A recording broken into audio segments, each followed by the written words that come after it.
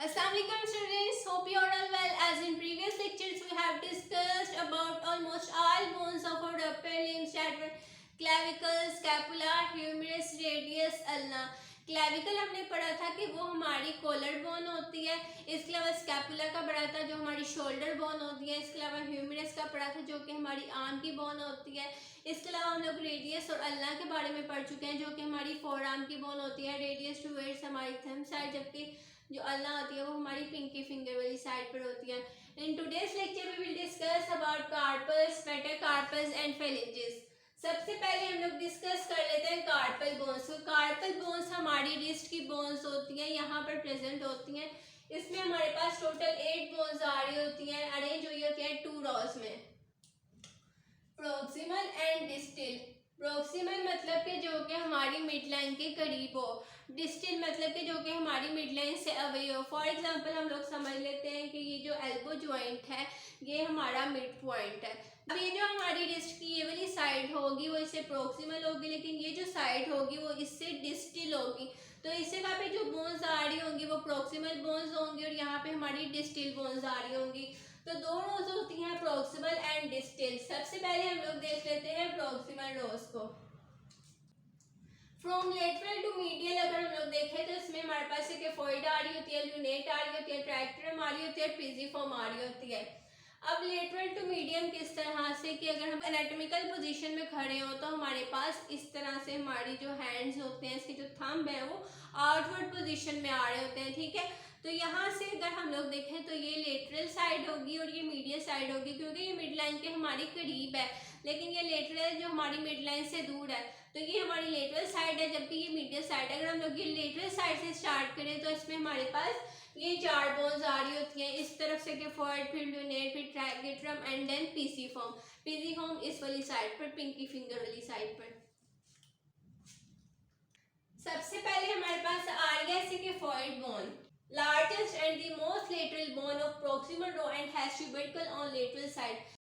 जो सबसे हमारे हैंड की लेटरल साइड पर बोन होती है उसे कहा जाता है स्केफोइड बोन, और उसकी लेटरल साइड पर यहाँ पर इस तरह से ये हमारे पास क्या आ रहा है, ट्यूबरकल स्केफोइड बोन में। नेक्स्ट है lunate bone, semi lunar shape bone located between scaphoid and triquetrum bone. अब सेमी ल्यूनर मतलब कि हाफ मून शेप। अब ये हमारे पास ल्यूनेट बोन आ रही है जो कि इस साइड से हमें साफ नजर आ रही है कि ये सेमी ल्यूनर शेप है, ये बिटवीन स्केफोइड बोन और ट्राइकेट्रम बोन है। The third bone of proximal row is triquetrum, that is triangular and most medial bone। Lateral bone में हमारे पास आगे स्केफोइड बोन और ल्यूनेट बोन। अब ट्राइकेट्रम जो है वो हमारी मीडियल बोन है और ये ट्रायंगुलर शेप है, इस तरह से यहाँ पर हमारे पास इस तरह से जो आ रही है इसकी शेप्स आ रही है। पिजिफॉर्म ये स्मॉल पी शेप्ड बोन होती है, ये हमारे पास यहाँ पर है पिजिफॉर्म और ये सबसे मीडियल बोन है। अब प्रोक्सिमल रो की बोन्स याद करने के लिए एक न्यूमेरिक आप याद कर सकते हैं जिसके थ्रू आप प्रोक्सिमल रो की बोन्स को याद रखेंगे। जैसा कि हम लोग देख लेते हैं, she loves to play. She के एस से हमारे पास आ जाएगा स्केफोइड बोन, एल से हमारे पास आ जाएगा ल्यूनेट बोन, टी से हमारे पास आ जाएगा ट्राइकेट्रम, पी से हमारे पास आ जाएगा पिजिफॉर्म। सो इस न्यूमेरिक के थ्रू आप प्रोक्सिमल रो की बोन्स को मेमोराइज कर सकते हैं। नेक्स्ट हम लोग देखेंगे कार्पस बोन्स की डिस्टल रो को। डिस्टल रो जो कि हमारी मिड लाइन से दूर होगी, जैसे कि मैंने बताया था ये हमारा एल्बो जॉइंट है, तो ये जो हमारी ये रो होगी प्रोक्सिमल होगी जो कि मिड लाइन के हमारे करीब है, जो हमारे एल्बो जॉइंट के करीब है। लेकिन जो प्रोक्सिमल से नेक्स्ट बोन्स आ रही होंगी वो हमारी डिस्टल रो की बोन्स आएंगी जो कि हमारी एल्बो जॉइंट से, हमारे मिड पॉइंट से दूर है। तो अगर हम लोग डिस्टल रो में देखें लेटरल टू मीडियम, तो इसमें हमारे पास 4 बोन्स आ रही होती हैं, trapezium, trapezoid, capitate and hamate. अब लेटरल साइड कहाँ से स्टार्ट होगी, हमारी थंब साइड से। इस तरह हमारी एनाटॉमिकल पोजीशन होती है खड़े होने की।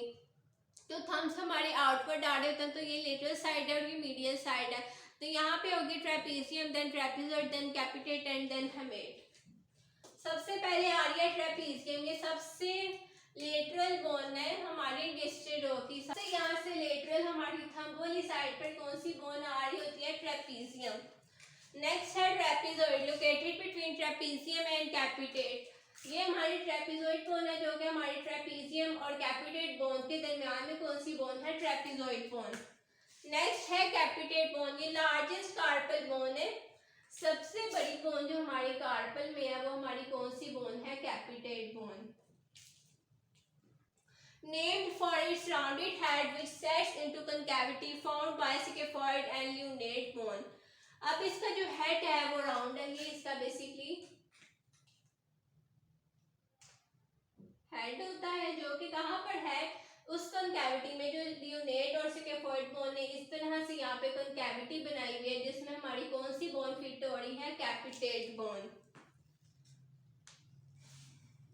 नेक्स्ट हमारे पास आ रही है hamate bone, the most medial bone with hamulus hook.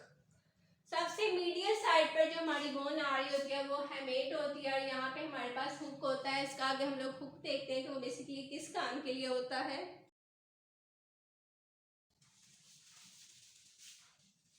अब जैसा कि हमारी यहाँ पर बोन्स आ रही हैं, ये हमारे पास आ रही है हेमेट बोन,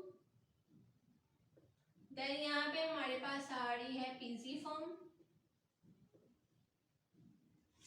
देन यहाँ पे हमारे पास आ रही है ट्रेपीजियम, और यहाँ पे हमारे पास इस तरह से हमारी कौन सी बोन आ रही है? Scaphoid bone. तो यहाँ पर और इस जगह पर हमारे पास कौन से मसल्स होते हैं? फ्लेक्सर, रेटिनेक्यूलम। अब इस जगह को कहा जाता है कार्पल टनल, जहां पे बेसिकली हमारे पास क्या प्रेजेंट होती हैं? ब्लड वेजल्स प्रेजेंट होती हैं और नर्व प्रेजेंट होती हैं। ब्लड वेजल्स और नर्व प्रेजेंट होती हैं। इस कार्पल टनल ने जो किसने बनाया है? फ्लेक्सर, रेटिनेक्यूलम में इन 4 बोन्स में, हेमेट, पीजिफॉर्म, ट्रेपीजियम और स्कैफोइड। अब जो हमारी हैंड की बोन्स हैं या हमारी रिस्ट की बोन है वो बिफोर बर्थ और आफ्टर बर्थ कार्टिलेजिनस होती हैं।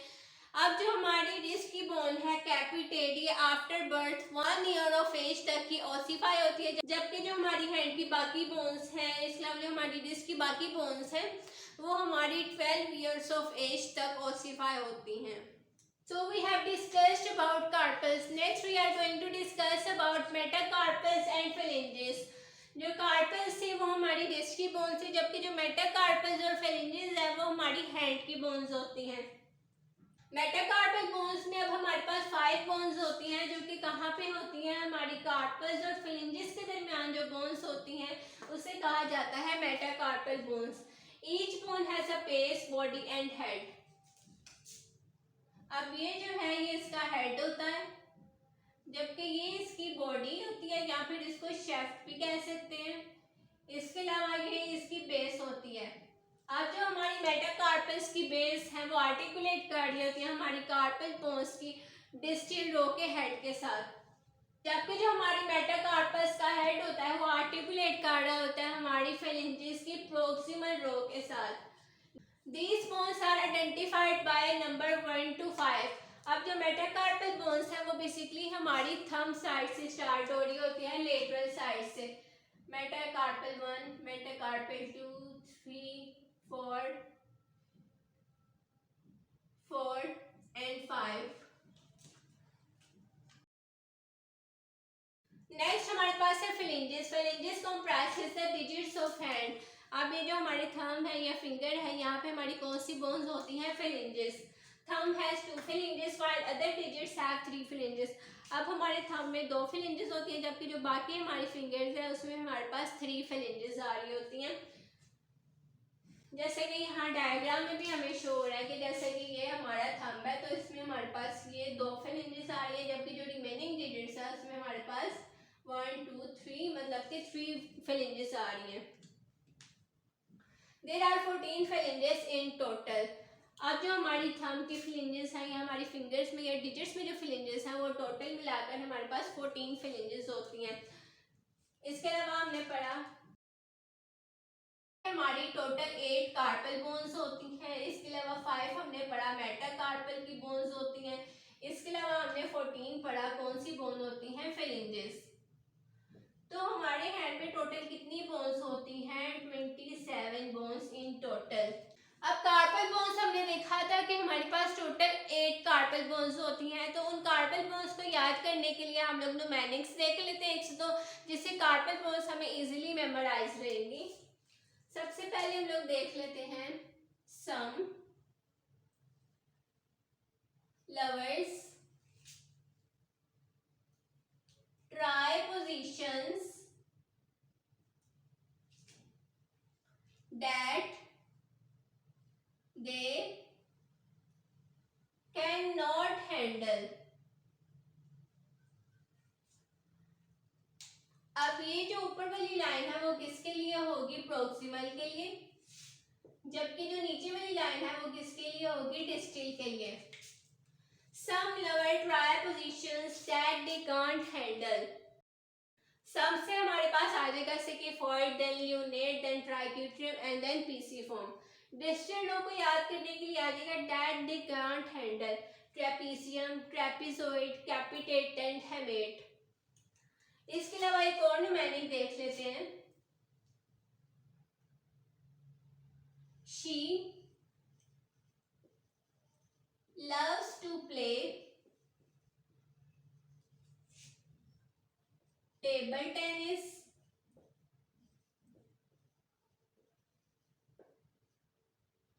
cricket, hockey. अब इसमें भी सेम जो ऊपर वाली लाइन है वो आपने किसके लिए याद रखनी है, प्रोक्सिमल के लिए, जबकि जो लोअर लाइन है वो आपने किसके लिए याद रखनी है, हमारी कार्पल बोन्स की डिस्टल रो के लिए। Scaphoid, lunate, triquetrum, pisiform, trapezium, trapezoid, capitate and hamate. ये तो होगी हमारी कार्पल्स की बोन। और इसके अलावा मेटाकार्पल्स की बोन भी हम लोग इजीली याद रख सकते हैं कि वो हम लोगों ने 1 to 5 हम लोगों ने नंबर करनी होती है, जो साइड से स्टार्ट हो रही होती है 1 2 3 4 एंड 5 मेटाकार्पल बोन्स। जो हमारी मेटाकार्पल वन है वो हमारी थंब में होती है, जो कि हमारी मिड लाइन के लेटरल साइड पर होती है, हमारी बॉडी के लेटरल साइड पर होती है। इसके अलावा फ्लिंजेस का भी मैंने बताया था कि जो 2 फ्लिंजेस होती हैं वो हमारी थंब में होती है, जबकि जो हमारी रिमेनिंग फिंगर्स या रिमेनिंग डिजिट्स हैं वहाँ पे हमारे पास टोटल 3 फ्लिंजेस होती हैं हर एक फिंगर में। और टोटल हमारी फिंगर्स में और थंब में हमारे पास 14 फ्लिंजेस होती हैं, जबकि 27 बोन्स होती हैं वो हमारी हैंड को कंप्राइज कर रही होती हैं। इसके अलावा मैंने बताया था कि जो हमारी कैपिटेट बोन है, पीसीफॉर्म बोन है, ट्रेपीजियम बोन है और सेकेफॉइड बोन है, इसके दरमियान मैंने बताया था इस तरह से हमारे पास क्या चीज़ प्रेजेंट होती है, फ्लेक्सर रेटिकुलम होती हैं, जिसमें हमारे पास नर्व्स होती हैं, डिफरेंट ब्लड वेसल्स होती हैं। इसके अलावा मैंने बताया था कि जो हमारी हैंड की बोन्स होती हैं या हमारी रिस्ट की बोन्स होती हैं वो बिफोर बर्थ और आफ्टर बर्थ कार्टिलेजिनस होती हैं, जिसमें मैंने बताया था कि ये जो हमारी कैपिटेट बोन है वो हमारी बर्थ के 1 ईयर तक ऑसिफाई होती है, जबकि जो रिमेनिंग बोन्स हैं वो भी हमारी 12 ईयर ऑफ एज तक ऑसिफाई होती हैं। उनकी ऑसिफिकेशन होती है डिफरेंट इंटरवल्स पर। So that's all about today's lecture. Hope so you have understood this lecture. If you have any curious question, you can ask me on Instagram. Instagram link is mentioned below in description box. So please अगर आपने अभी तक मेरे channel को like और subscribe नहीं किया तो प्लीज़ सब्सक्राइब कर लीजिए। Thank you so much.